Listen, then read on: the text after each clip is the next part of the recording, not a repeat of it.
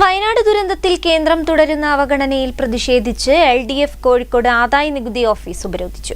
ഉപരോധ സമരം RJD സംസ്ഥാന പ്രസിഡന്റ് NV ശ്രേയാംസ്കുമാർ ഉദ്ഘാടനം ചെയ്തു. കേരളത്തെ ഇരുട്ടിലേക്ക് തള്ളുന്ന നീക്കമാണ് കേന്ദ്ര സർക്കാരിന്റേതെന്നും അവഗണന അവസാനിപ്പിക്കണമെന്നും അദ്ദേഹം പറഞ്ഞു. വയനാട്ടിൽ ടൗൺഷിപ്പ് മാതൃകയിൽ പുനരധിവാസ പദ്ധതികൾ ഉൾപ്പെടെ മുന്നോട്ട് വെച്ച് സംസ്ഥാന സർക്കാർ ദുരന്തബാധിതരെ ചേർത്ത് പിടിക്കുകയാണ്. എന്നാൽ കേന്ദ്ര സർക്കാർ കേരളത്തിന് അർഹമായ സഹായങ്ങൾ നൽകാൻ തയ്യാറാവാതെ അവഗണിക്കുകയാണ്.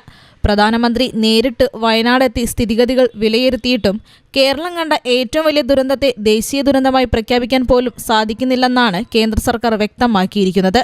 കേന്ദ്ര സർക്കാർ കേരളത്തിനോട് കാണിക്കുന്ന വിവേചനത്തിനെതിരെയാണ് LDF ജില്ലാ കമ്മിറ്റിയുടെ നേതൃത്വത്തിൽ കോഴിക്കോട് ആദായ നികുതി ഓഫീസ് ഉപരോധിച്ചത്. ഉപരോധ സമരം RJD സംസ്ഥാന പ്രസിഡന്റ് NV ശ്രേയാംസ്കുമാർ ഉദ്ഘാടനം ചെയ്തു. കേരളത്തെ ഇരുട്ടിലേക്ക് തള്ളുന്ന നീക്കമാണ് കേന്ദ്ര സർക്കാരിന്റേതെന്നും അവഗണന അവസാനിപ്പിക്കണമെന്നും അദ്ദേഹം പറഞ്ഞു. മുൻ കേന്ദ്രമന്ത്രി V മുരളീധരന്റെ ആഗ്രഹം വയനാട് മുഴുവൻ ഒഴുകിപ്പോകണമെന്നാണെന്നും അദ്ദേഹം കൂട്ടിച്ചേർത്തു. അതിനെല്ലാം സഹായകരമാകേണ്ട നിലപാട് സ്വീകരിക്കേണ്ട കേന്ദ്ര സർക്കാർ മുഖംതിരിഞ്ഞു നിൽക്കുകയാണ്. ഇവിടെ ധനകാര്യ കമ്മീഷന്റെ അവാർഡ് പ്രകാരം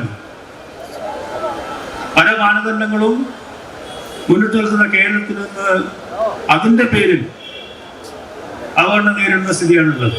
2015 സെൻസസ് പ്രകാരം അതിന്റെ മാനദണ്ഡം കണക്കാക്കിയാണ് കേരളത്തിന് ലഭിക്കേണ്ട കേന്ദ്ര സഹായം വളരെയധികം കുറവുണ്ടാകും. എന്താ കാരണം? ആദ്യ ധനകാര്യ കമ്മീഷൻ നിഷ്കർഷിച്ച ചില മാനദണ്ഡങ്ങളുണ്ട്. അതെല്ലാം തന്നെ പാലിക്കുവാനും അതിന് ഒരുപടി മുന്നിലെത്തുവാനും കേരളത്തിന് സാധിച്ചു. CPM കോഴിക്കോട് ജില്ലാ സെക്രട്ടറി P മോഹനൻ അടക്കമുള്ള നേതാക്കൾ പ്രതിഷേധത്തിൽ പങ്കെടുത്തു. News bureau, Kozhikode.